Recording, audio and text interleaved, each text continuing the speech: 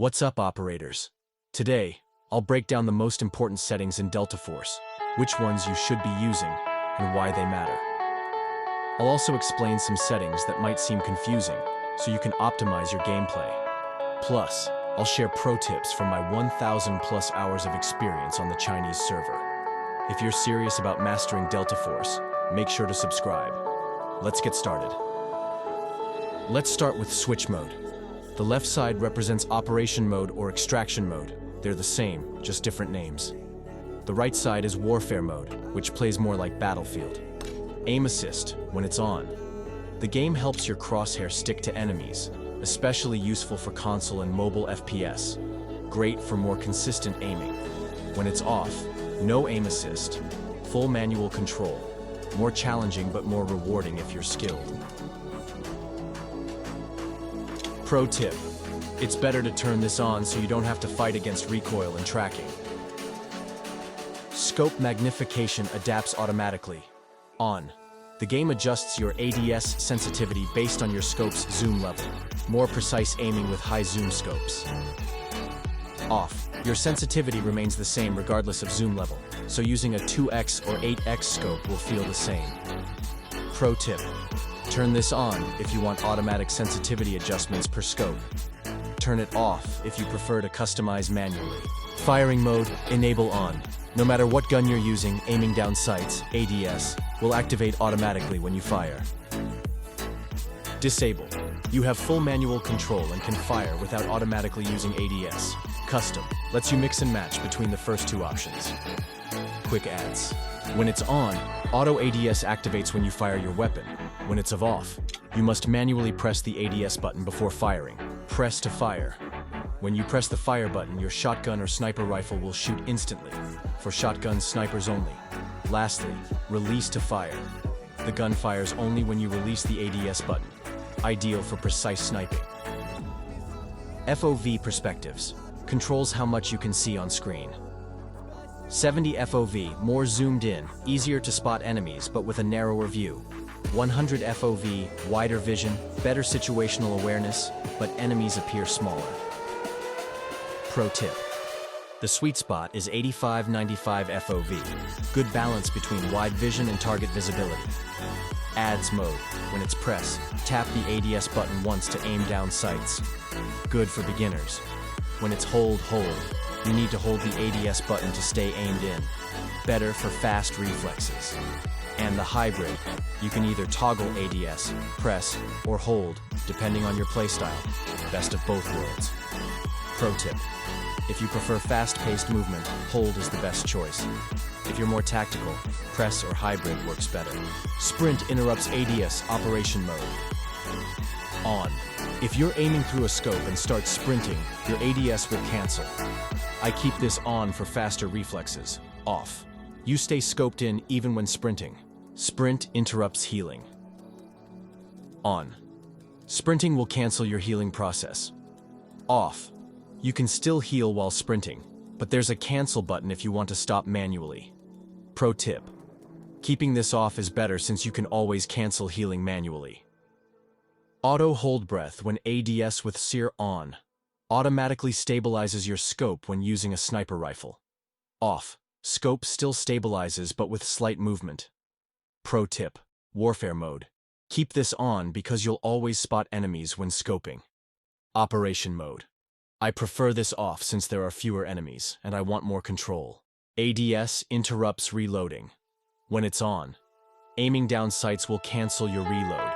When it's off, you can continue reloading even when scoping in. Pro tip: choose based on your preference. If you want reload priority, turn it off. If you want instant ADS priority, turn it on. Sprint interrupts reloading, warfare mode. This is the same as the previous sprint setting but specifically for warfare mode. Reload interrupts by firing. Off. The default setting. You can't cancel reloading by firing. On. Reloading stops when you fire or tap the reload button again. Hybrid. Reloading stops when firing or when pressing reload again. Pro tip: hybrid gives you the most flexibility in combat. Throw and place. This setting determines how you activate throwable skills like D-Wolf's triple blaster. Default: you need to press the skill button first, then the fire button to activate. Quick fire.